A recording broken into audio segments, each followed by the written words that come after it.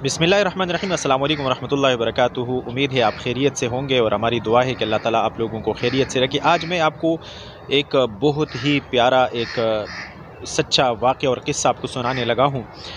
हज़रत मौलाना यूसुफ़ लुधियानवी शहीद रहमतुल्लाह अलैह ने एक दिन फरमाया कि उनका एक दोस्त कर्नल साहब हुआ करते थे।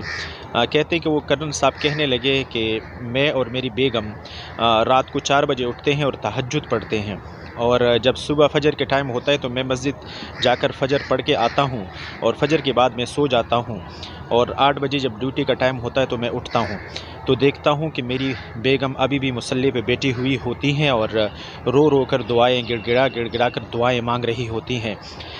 कर्नल साहब कहते हैं कि मैंने एक दिन अपनी बेगम से पूछा कि आप क्या मांग रही होती हैं अल्लाह ताला से, तो वो कहने लगी कि मैं तो कुछ भी नहीं मांगती। फिर मैंने कहा फिर इस तरह गिड़गिड़ा कर आप दुआएं क्यों मांगती है? तो वो कहने लगी कि मैं अल्लाह का शुक्र अदा करती हूँ कि अल्लाह ताला ने मुझे इतनी नेमतें दी, इतनी नेमतों से मुझे नवाजा है, तो मैं उन नेमतों का अल्लाह ताला का शुक्रिया अदा करती हूँ। तो अल्लाह के शाकिरीन जो बंदे होते हैं उन पे अल्लाह की नवाजिशें और बढ़ती हैं। लइन शकरतुम लअज़ीदन्नकुम व लइन कफ़रतुम इन्न अज़ाबी लशदीद। अगर आप शुक्र अदा करते हैं तो आपकी नेमतें और बढ़ेंगी।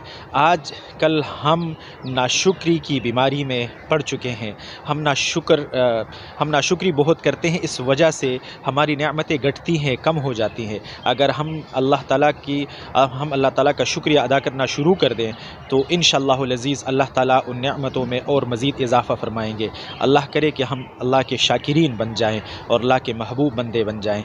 चैनल को सब्सक्राइब नहीं किया तो सब्सक्राइब करना मत भूलिएगा। अल्लाह ताला आप सब लोगों को खुश रखे। बहुत शुक्रिया। अस्सलाम वालेकुम वरहमतुल्लाहि वबरकातुहू।